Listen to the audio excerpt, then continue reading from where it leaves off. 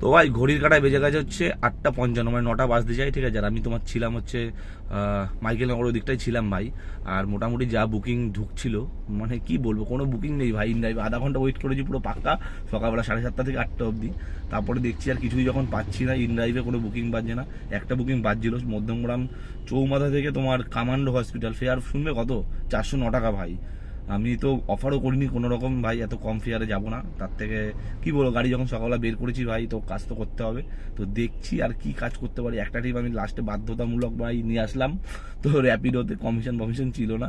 তা 13 কিলোমিটার, ওরকম 14 কিলোমিটার মতো ছিল তোমার টোটাল। আর তোমার পিক আপ ধরো 15 কিলোমিটার হবে।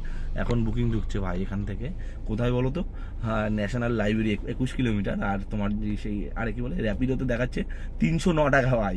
কে যাবে ভাই এইসব বুকিং নিয়ে? তো যাই হোক, আমি যেটা এনেছি সেটা আমি এখানে পাশে ড্রপ করলাম, বিশ্ব বাংলা গেটের এখানে। 14 কিলোমিটার পিক আপ নিয়ে 15 কিলোমিটার রাস্তা, টোটাল 15 কিলোমিটার গাড়ি চলেছে সকাল থেকে অবধি। আর ফেয়ার হয়েছে ভাই 250 টাকা ভাই। কিছু বলার নেই, দেখছি কি ট্রিপ পাই ভাই। আজকের দিনটা কিরকম কাটবে আমি বুঝতে পারছি না। আর কি বুংচাং ট্রিপ দিচ্ছে, বাজারটা একটু ডাউন আছে, দেখছি কি পাওয়া যায়। ভালো ট্রিপ নেওয়ার চেষ্টা করবো ভাই, কিন্তু বাজার এরকম থাকলে কি করে নেবো ভাই।